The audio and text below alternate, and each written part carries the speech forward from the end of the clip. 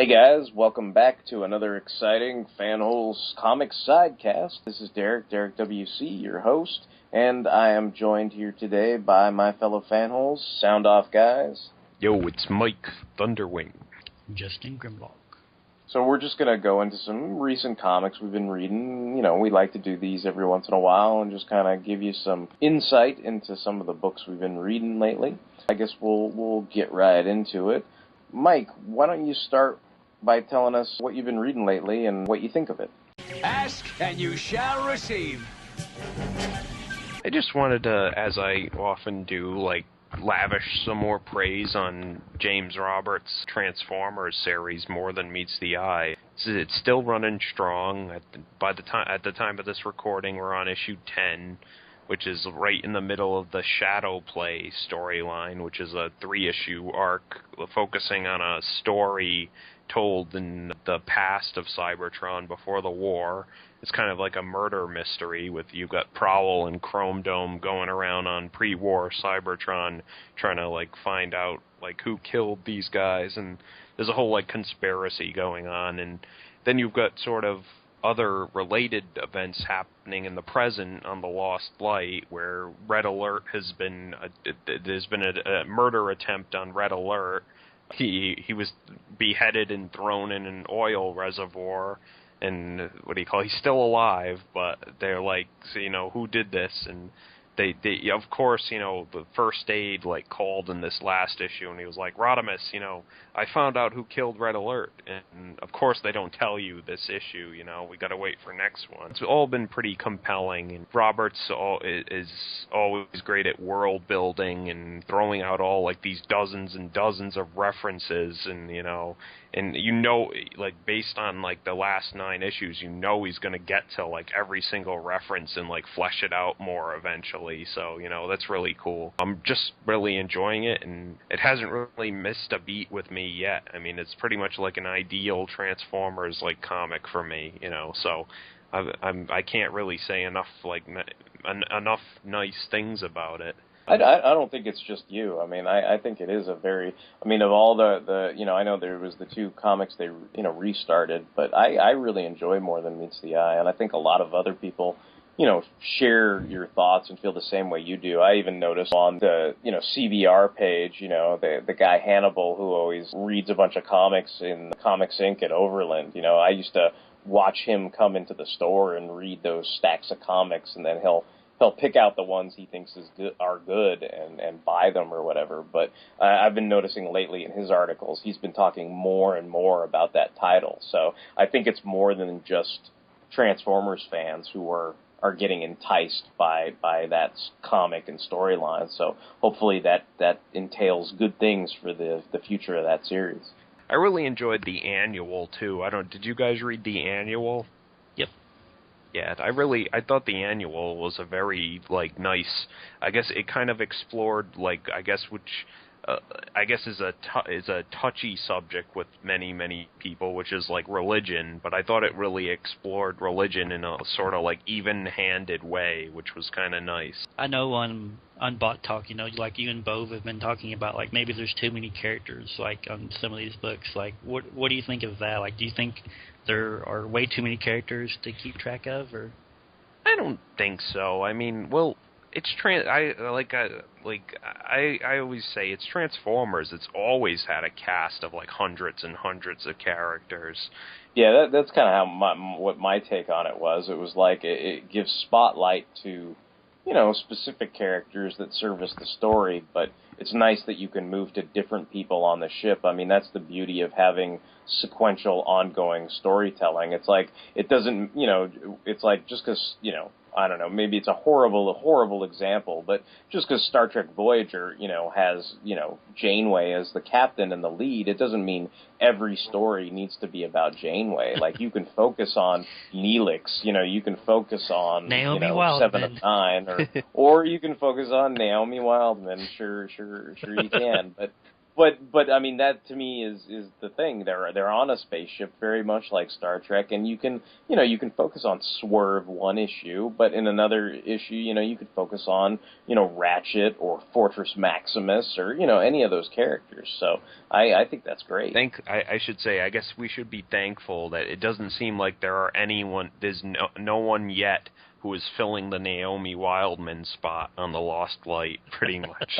There's no one you're not, happy to see around, or you're like, oh man, get this fucking asshole out of the comic, or whatever. It's not like Power Girl. It's not like Power Glide brought along that one chick who had a thing for him, or whatever. Power Glide needs a boob window so he can see his heart inside of it. All right. Just like in that one episode. Why aren't you geezers having a good time? Why can't you guys just lighten up and enjoy yourselves? Oh, I can't stand it. This issue, Swerve is Rodimus's captain's assistant. Yeah, I know. Awesome. They really need a holodeck or something on that ship or something like that. That would be funny. But I do find it funny that he's he's in the middle of this kind of flashback arc, and he's using you can tell that Roberts really loves using Prowl, but he's in the other book, so he kind of tries to squeeze Prowl in wherever he can. Prowl was in the first issue, and now he's back in this this flashback arc, and he always gets a lot of good material out of Prowl, who is so stuck up and has to abide by the rules. Sometimes he's a little Machiavellian with all his schemes and stuff. I almost feel bad that Prowl's not in this book, but I guess a little bit goes a long way sometimes. Got any inventions, Wheeljack? Maybe, but we'll need a plan.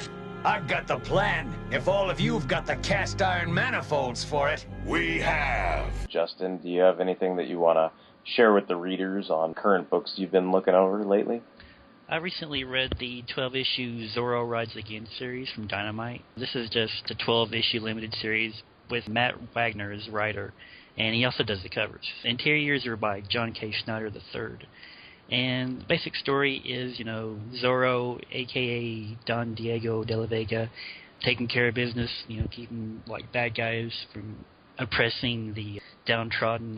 His dad finds out that his son is Zorro, and he's he doesn't know how to deal with this. He's Don Diego always, has, this kind of, slacker Bruce Wayne, rich kind of attitude to him, and his dad is kind of impressed. He's wow, I always thought my son was kind of worthless, but he's secretly Zorro, but he's proud of him, but he's well, he didn't feel like he could trust me and share this with me, so he's kind of torn with it. And you see several times he almost asks his son what's going on, or I'm proud of you. But I'll spoil this a little bit. His dad ends up getting killed, and at the very end, he's I'm proud of you, son, and, he dies. And then, Zorro goes out and avenges his father. And that's probably, the first 6 or 7 issues right there. And then after that, it kind of, I think I told Derek this, on Bot Talk, it kind of, introduces this character who may as well be Lady Rawhide. If you guys remember that character from, the Tops.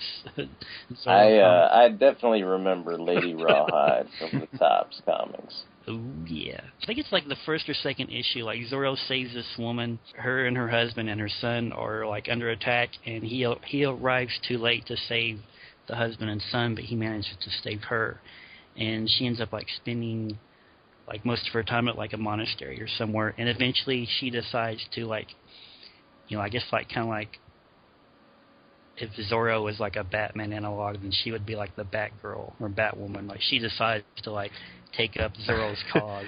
I thought you were gonna say she got her her toe stubbed by that.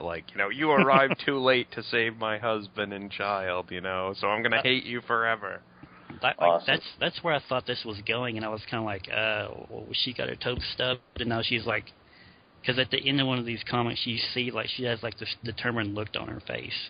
So I'm she's gonna go and try and kill him, but no, she ends up dressing up she's basically Lady Zorro. I think that's what they call her.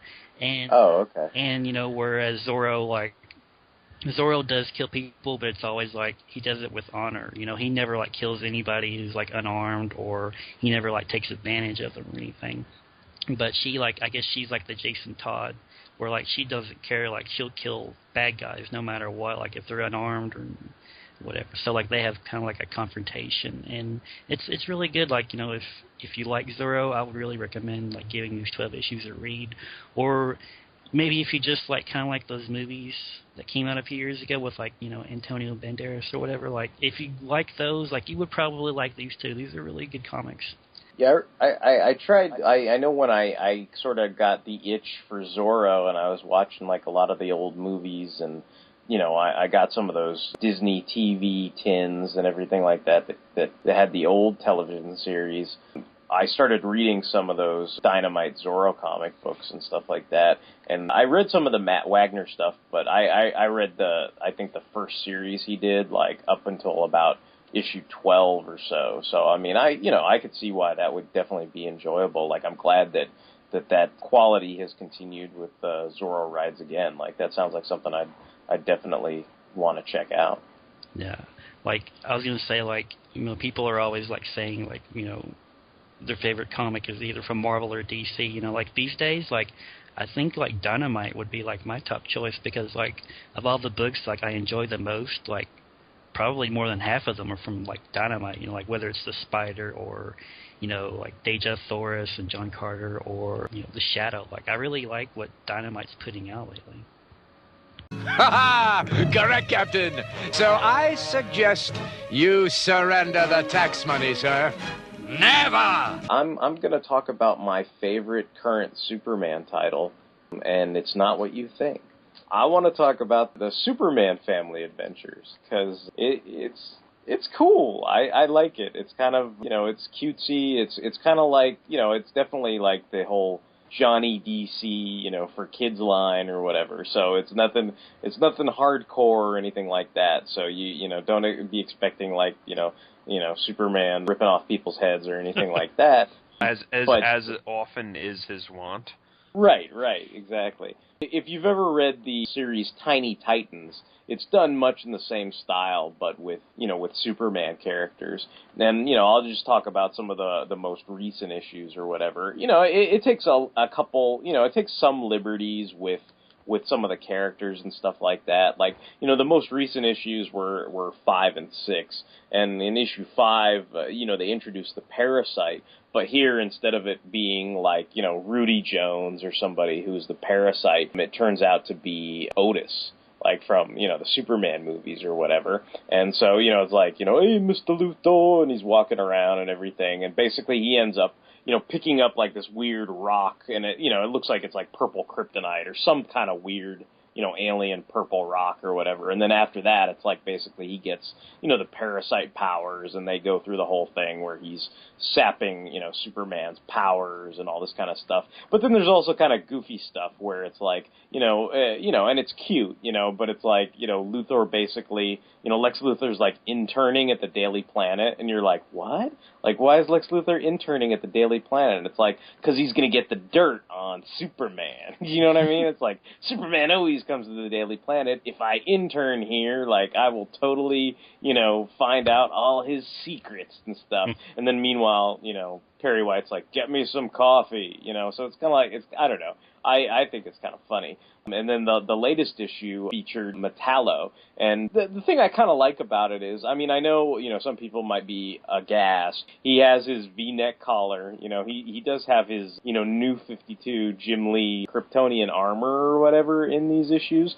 But everybody else kind of looks almost old school. You got Krypto and the, Connor Kent Superboy, Connell, and stuff like that as part of the, Superman family. And you got Supergirl, Kara Zor-El and everything.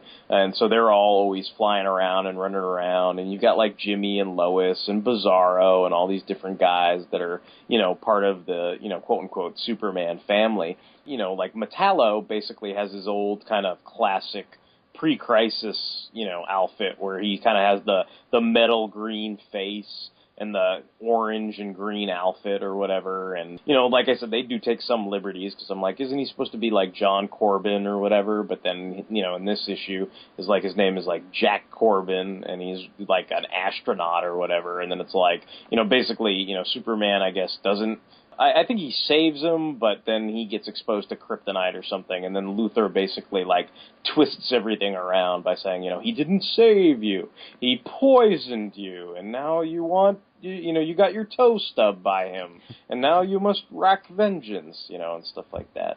You know, I enjoy it, and it's kind of cute, and also, you know, I guess if you're longing for, you know, some kind of classic, you know, almost pre-crisis type Superman stuff. You know, they do stuff like where, you know, Steel will go to help him out, but instead of using the steel armor that you might be used to, it's like he takes Lex Luthor's old war suit and, like, spray paints an S on it.